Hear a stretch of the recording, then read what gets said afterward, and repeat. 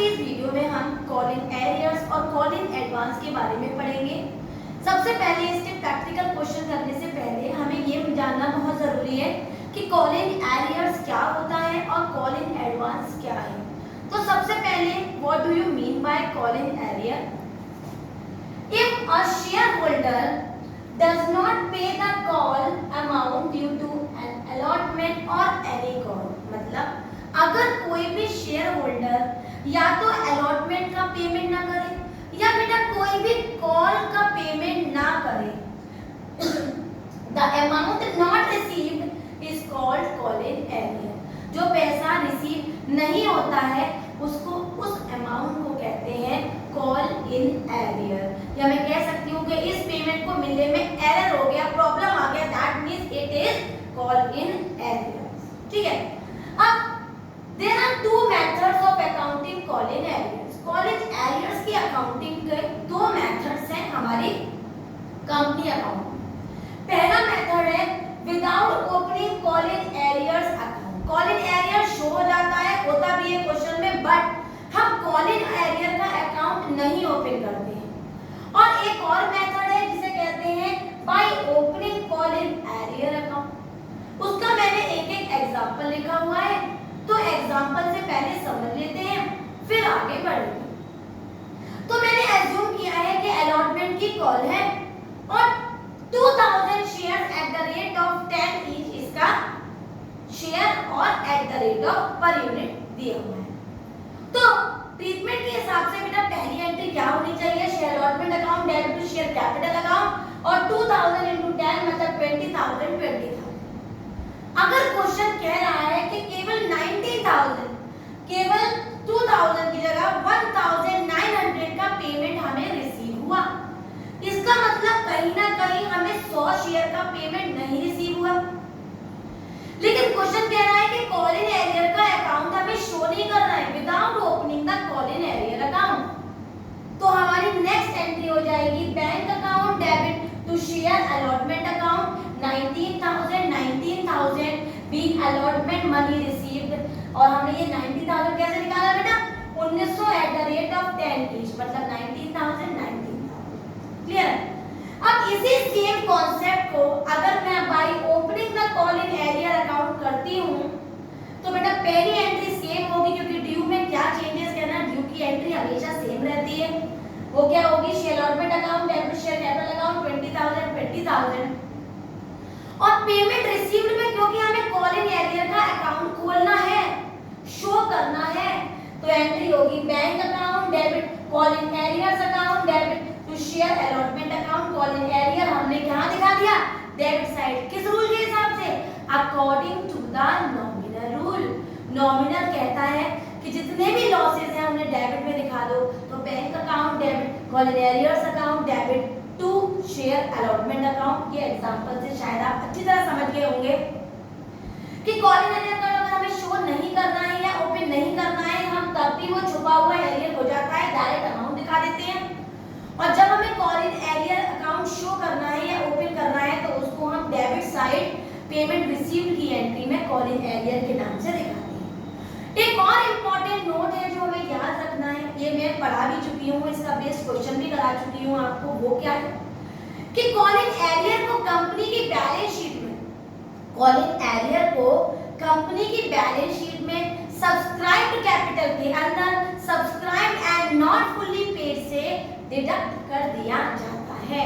तो यही मैंने लिखा हुआ है, in balance sheet of the company call in arrears is deducted from the amount of subscribed but not fully paid under subscribed capital. Option के अंदर, कॉलम के अंदर हमें subscribed and not fully paid में से कॉल इन एरियर को minus करना होता है और जो अमाउंट आती है उसे सब्सक्राइब्ड एंड फुल्ली पेड में ऐड करके बाहर पेमेंट हम दिखा देते हैं, जो कि डायरेक्टली बैलेंस शीट में हमारा शेयर कैपिटल में दिख जाता है।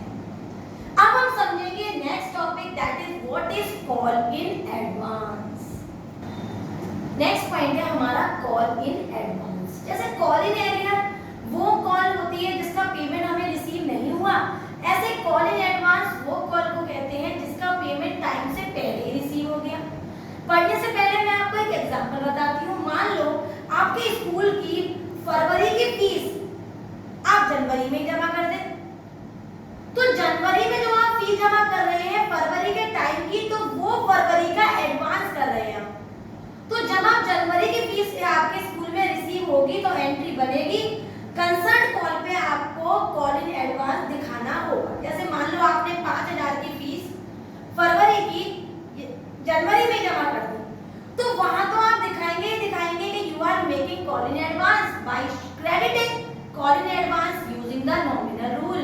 तो एंट्री क्या बनेगी, bank account debit to call in advance. मतलब आपने ये पैसा इस कॉल का नहीं या इस मंथ का नहीं, आने वाले टाइम का एडवांस में रिसीव कर लिया, मतलब bank account debit to call in advance. लेकिन जब आप फरवरी की फीस करने जाएंगे, सबमिट करने जाएंगे, मान लो आपकी फीस 6000 है, तो आपने ये तो बताना पड़ेगा कि इसमें से 5000 का पेमेंट मैं पिछले महीने ऑलरेडी एडवांस कर चुका हूँ। तो वहां पर आपको कितना पेमेंट करना पड़ेगा, ओनली 1000। क्यों? क्योंकि वो 5000 बचा हुआ तो आप पहले ही दे चुके थे। तो वहां पर एंट्री कॉल इन एडवांस की बताने के लिए कि ये पैसा आप पहले दे चुके हैं, तो आप वहां पर कॉल इन एडवांस को डेबिट करेंगे। क्यों? क्योंकि ये पैसे को पिछले महीने से इस महीने पर एडजस्ट करेंगे।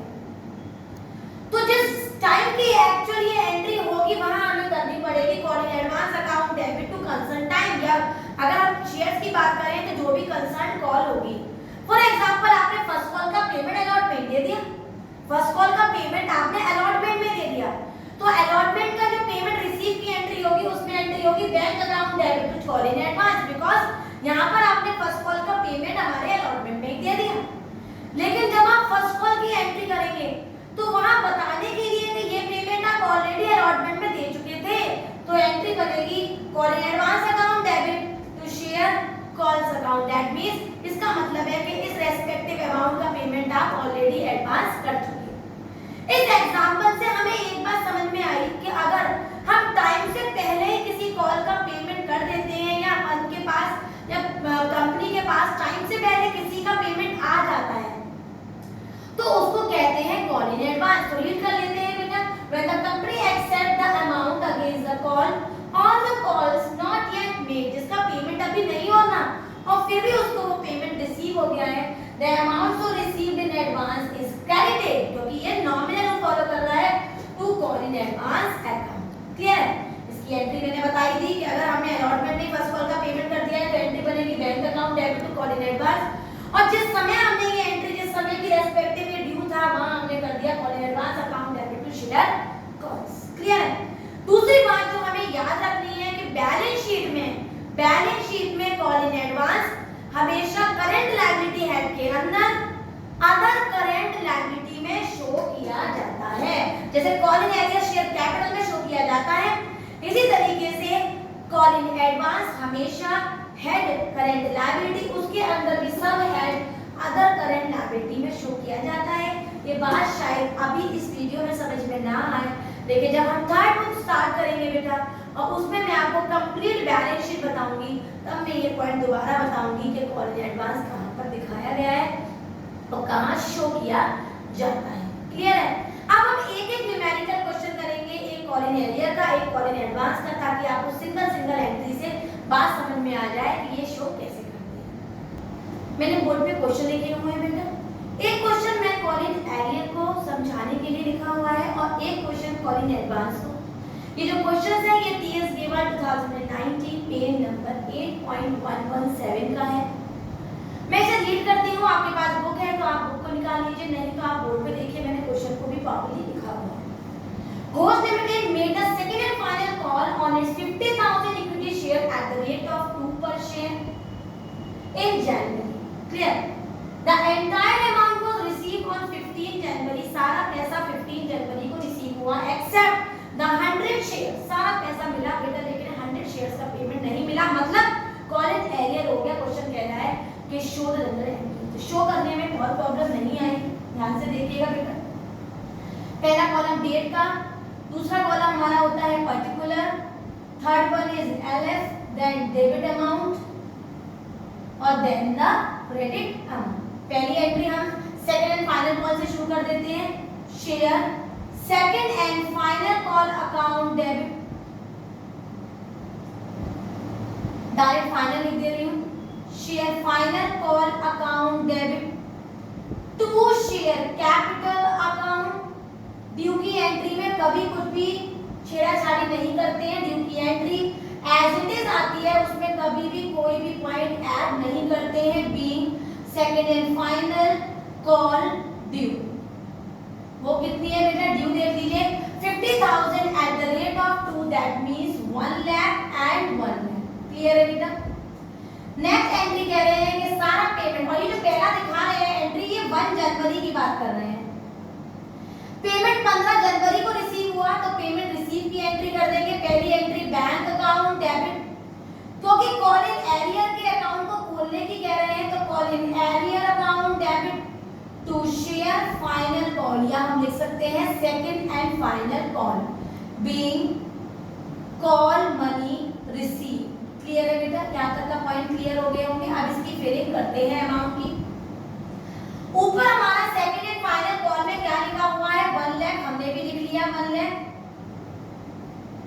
पेमेंट किसका नहीं आया, पढ़ लेते हैं, 100 शेयर्स का पेमेंट नहीं आया, 100 into 2, दैट मींस यहाँ आ जाएंगे कॉल इन एरियर में 200, और 1 लाख में से 200 को माइनस करेंगे तो हमारी वैल्यू आ जाएगी 99,800।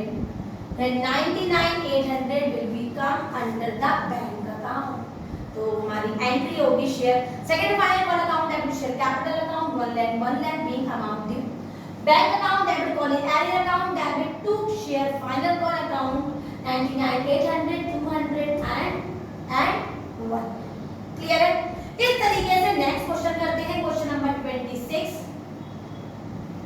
क्वेश्चन नंबर 26 करेंगे तो उसको रीड करके देखते हैं वो हमसे क्या कह रहा है। क्वेश्चन कह रहा है हमसे कि Bharat limited made first and final call of ₹2 पर share on it's 1 lakh equity share on 1 मार्च। तो 1 मार्च को उसने अपनी फर्स्ट कॉल किया।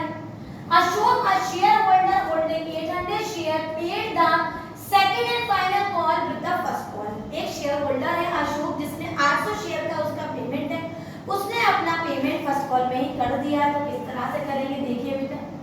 पहली एंट्री होगी share first call account debit to share capital account. मैंने पहले भी कहा था ड्यू की एंट्री में कोई छेड़छाड़ नहीं करते, being first call money due, ये हमेशा फुल अमाउंट की जाती है जितना क्वेश्चन हमें दिया होता है। 1 lakh eight the rate of 2, that means 2 lakh and 2 lakh. Clear है बेटा, ड्यू में हमने कोई प्रॉब्लम क्रिएट नहीं हुई। नेक्स्ट हमारी पेमेंट रिसीव की एंट्री है जिसमें हमारा कॉल इन एडवांस रिसीव हो गया है किसका, सेकंड एंड फाइनल कॉल का। तो bank account debit to share first call to call in advance, nominal rule से इसको हम क्रेडिट साइड दिखाएंगे, being first call money receive. Clear है बेटा। अब रिसीव देख लेते हैं कितना रिसीव हो रहा है। हमारे पास फर्स्ट कॉल कितने का रिसीव होना है बेटा, 2 लाख का, तो हम फर्स्ट कॉल में लिख देंगे अपना वही 2 लाख। और हमारा एडवांस पेमेंट आया है हमारे पास 800 का, और हमारी सेकंड कॉल थी हमारी 3 रुपीस की, तो वैल्यू आ गई 2400। तो 2400 लिख देंगे हम अपने क्रेडिट साइड, दोनों को ऐड करेंगे तो बैंक में चले जाएंगे 202400, तो 2,02,400, 2,02,400। अब हम कर रहे हैं लास्ट कॉल, वो कौन सी है, second and final call.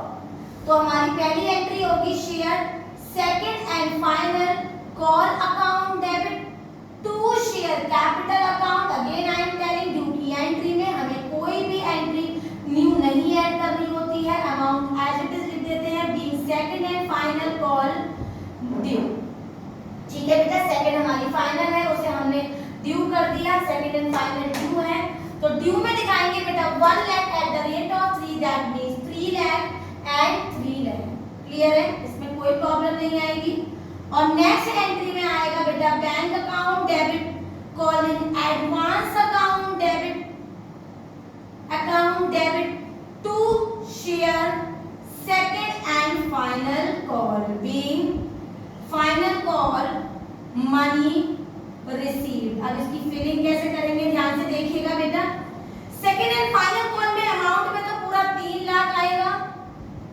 Payment call in advance में कितना कर चुके हैं बेटा 2400, और 3 लाख में से 2400 को माइनस कर देंगे बेटा 2400 को माइनस कर देंगे 00, ये आ जाएगा 6, देन 7, देन 9 और 2, तो ये वैल्यू आ जाएगी हमारी 0, 2,97,600। अगर 2400 का अमाउंट हम पहले ही दे चुके हैं तो अब केवल 2,97,600 की रिसीविंग होगी।